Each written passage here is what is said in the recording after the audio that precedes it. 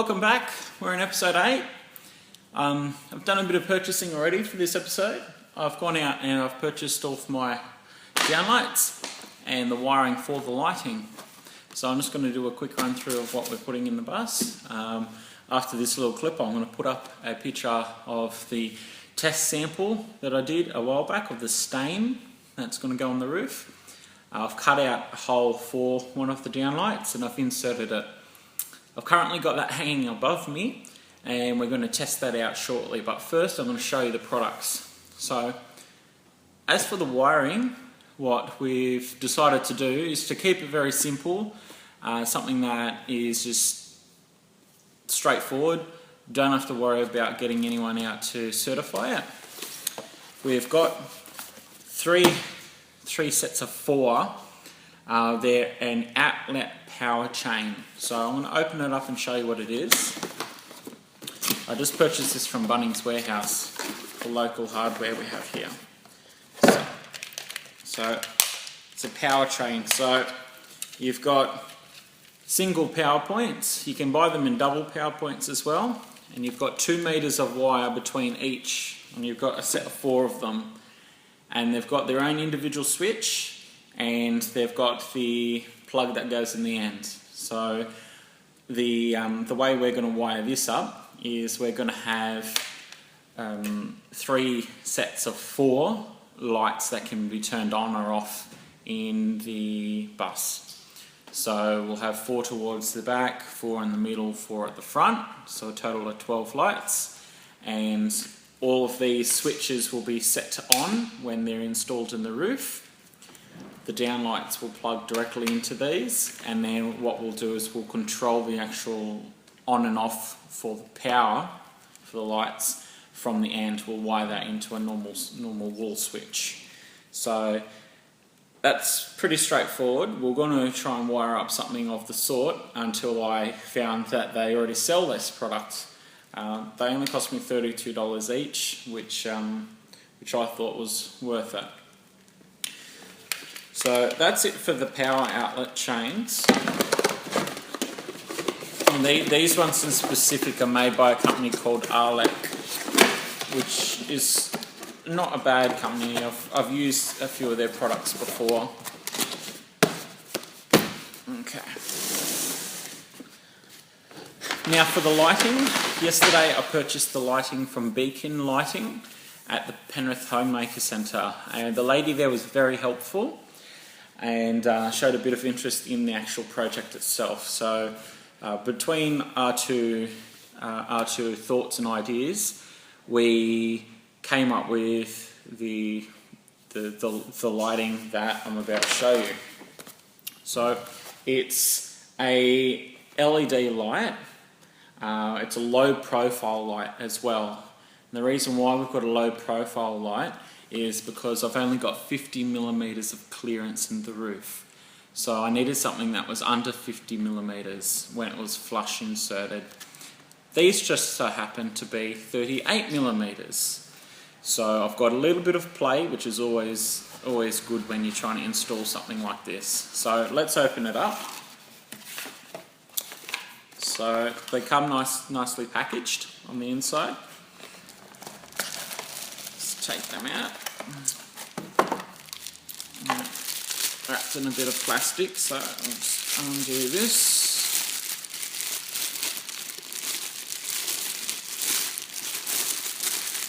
Alright. I'll show you a close-up of that, but as you can see, it's a brushed chrome. It kind of looks like brushed stainless, but it is brushed chrome. And it's got the low profile there on the side, so it's only 38 millimeters from the top to the rim here. They come with your little transformer thing, and it's a plug and play. So they've got the little Australian plug here, so that will plug straight into the power point in the roof. Now I'm going to be shortening these wires when I do the install, so I don't have all of the bulk in the roof, and to make it a lot neater. So it's very simple to install these. it is recommended to use a licensed installer. I of course am going to be doing it myself. So to install these, you need to cut a hole to insert the light into, and I believe these say the diameter size needs to be 85 millimeters. That's just for the hole. And then once that's done, it's got these little spring-loaded clips on the side here, and they pop through the hole and hold it up. It's got a little rubber seal there as well. Then they plug straight into your power and turn your switch on, and you've got light. So the colour I chose for this project was warm white. I prefer a warm white because it gives you more of a cosy sort of loungy feel. A white light's very industrial. Like, I'm in the workshop right now and this is white light.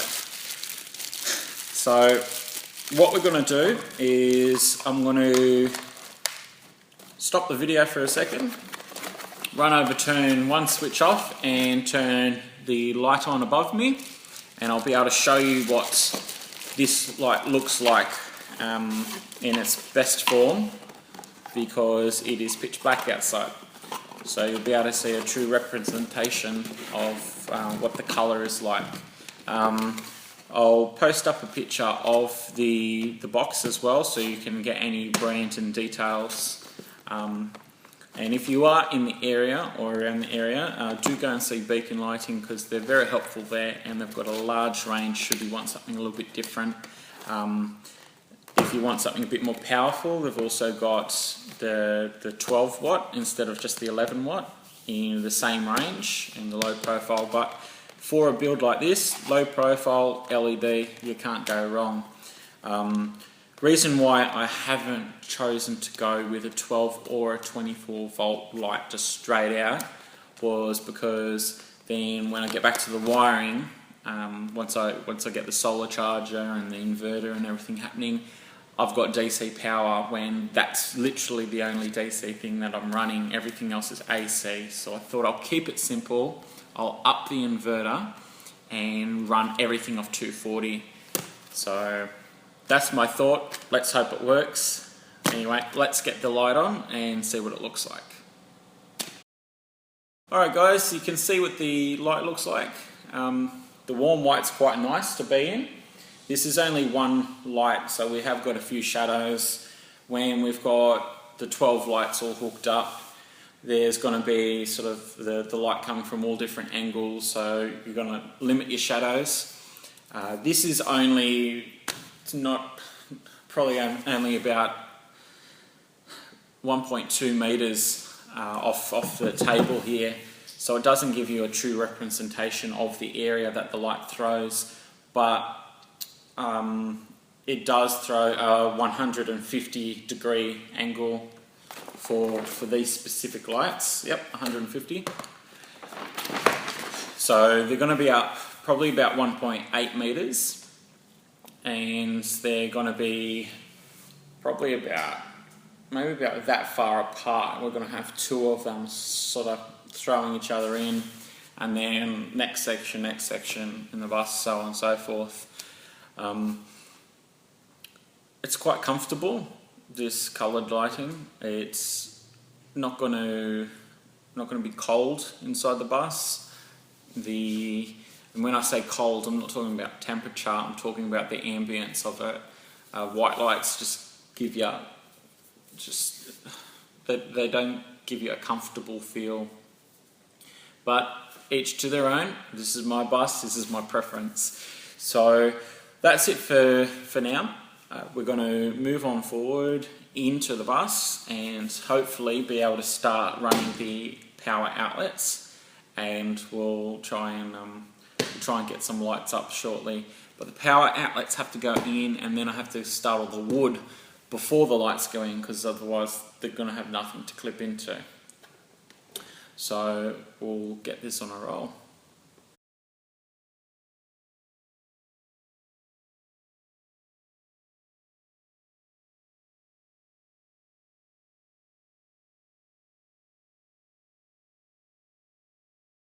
Alright guys, We're about to run a few lengths of wire in the bus tonight. The plan's changed from the one that I would have just told you. We're not using the power chains anymore. I thought they would have been screw fittings on the inside for the terminals, but it happens to be that they're all soldered, so it was just way too much effort to unsolder everything, shorten, and then put it all back. So what we're doing now is we're doing it more like a proper house.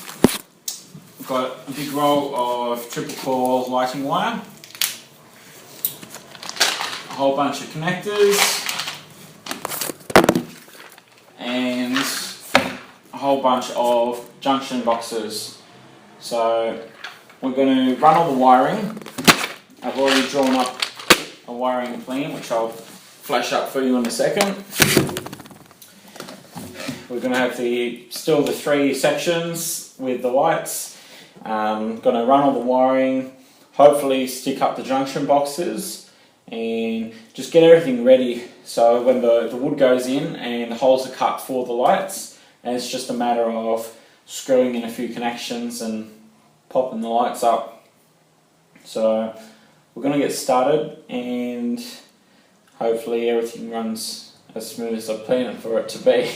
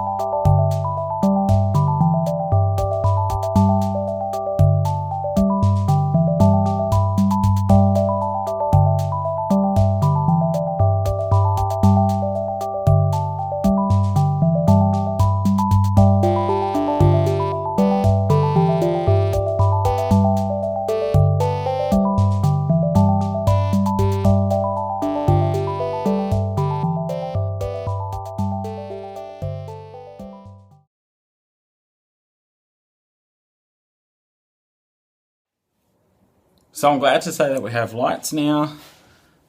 I've done a dummy wire up of 4 of the lights. Now, as you can probably see, I've got all the wiring up here. I haven't got the junction box covers on yet because we need to get a electrician in to just sign off all of the wiring. And the other side there. So all the wiring's quite neat. We've got it all cable tied and in clamps. And then over on the other side here, we've got this. You probably can't see that, but it's a black cable tidy system going over all the original wires that were running through the bus for the tail lights and the blinkers at the back. As we already know, the light is a nice warm sort of light. You can probably see that. It's probably glaring in the camera lens at the moment, but it's quite good. So we've got 4 down and we've got another couple of strings to go. So I'm going to wire them up and then put up a few photos. It's not too time consuming, but it's just a little bit fiddly trying to make sure everything's nice and neat. But I don't mind doing that. So I'm going to keep on going and hopefully get a few more up tonight. Cool.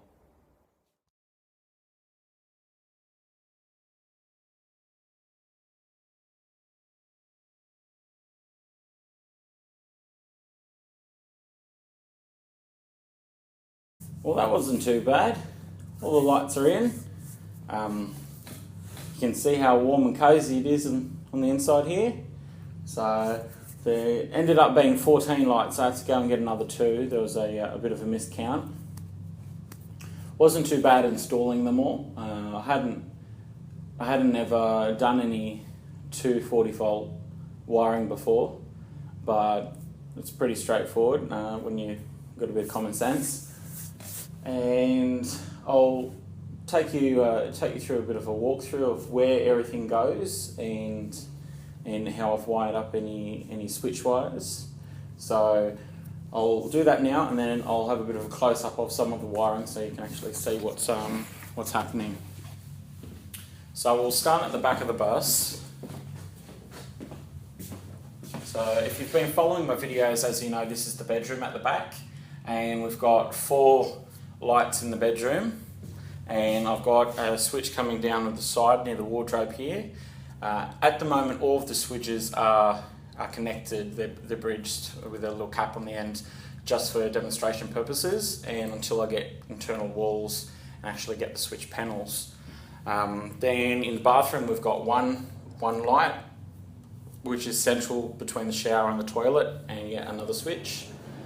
Then in the kitchen, I've got the switch right next to the fridge on the other side here, and there is 5 lights in the kitchen. We've got 1, 2, 3, 4, 5, and they're a little bit more offset from where the bedroom ones are. They're all central, and when I say offset, I mean in between the beams and the roof. I've been trying to keep it all the same. So from the kitchen forward, it's all the same, and the bedroom's individual by itself. Reason being is because the way I've done on my floor plan, this light here on the diner falls directly centre of the table, so neither party is in the dark or in the spotlight when they're eating. And then we've got 4 in the lounge room, and the switch is just above where the camera is at the moment, so at the entry. All of the LEDs, I think, run off a 36 volt. I thought they might have been 12 or 24, but according to the little tags, it's 36 volt. So we go from the 240, step it back down to 36, and they're 11 watt warm white, as I've mentioned earlier. Fantastic light in here. And not to mention, obviously they're hanging down low until the roof's in and they can pop up. So it's nice amount of light in here. But I'll give you a close-up right now of some of the wiring.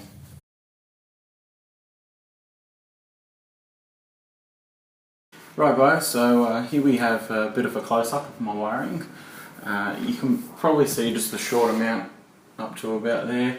I've run a bit of a conduit through the framing where the original 24 volt wiring is for the lighting, for tail lights and blinkers and stuff like that. Then I've run the 240 parallel with it. What I've done is, because you've got your separate strings in separate areas, so this bedroom one, for example, all of the wires run into the closet all the way over here. And the reason why they run into this closet is that's where I plan on having all the distribution boards and circuit breakers and such. So starting from here, for the bedroom at least, runs up across to the first light, then it intersects into where the junction box is going to be. So junction box base is siliconed up onto the fiberglass roof. Then I've got all my connectors connecting, positive, earth to earth, neutral, so on and so forth. I've also got my switch wire intersecting to this one because it's the very first in the series. So the switch wire runs back down to wherever I want to run the switch. Then I've got it going across to the second one over here, then back around to the other one on the other side, and then across to finish the fourth one. And each one's got its own little junction box. The reason why I haven't got the caps off yet is because I need to get the electrician out to just approve all of my wiring, sign me off, and then I can just put the little cap on, screw it on, and that's it.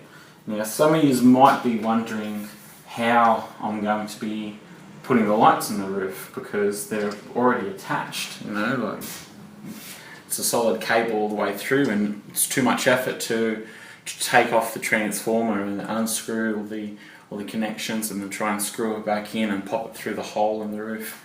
So the transformers can be removed if they need to be, and they're located pretty much where the hole for the downlight is going to be in the ceiling. So what I've done is I've put Velcro on both sides, so on one side of the transformer and then the frame, and stuck it together so they're not moving anywhere unless you want to peel it off.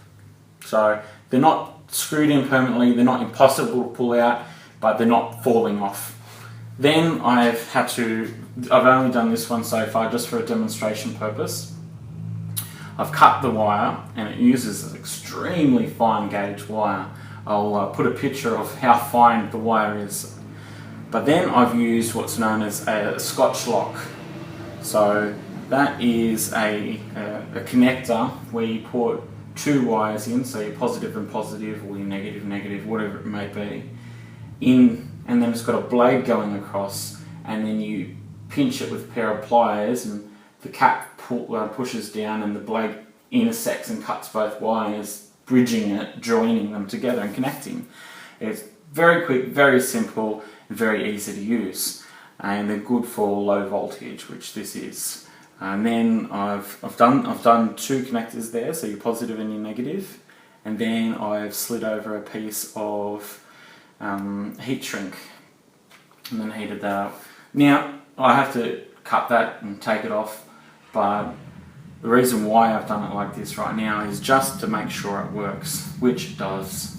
So there you go, guys, you've had a bit of a run through of my wiring or the lighting. You'll have more videos later on as I get PowerPoints, light switches all put in, and naturally when the roof goes in. So this is the end of episode 8, and hopefully next episode we can get some solar panels on the roof. If not solar panels, I'm sure I'll come up with something. So remember to like, share and subscribe, and hope you enjoyed this. See ya.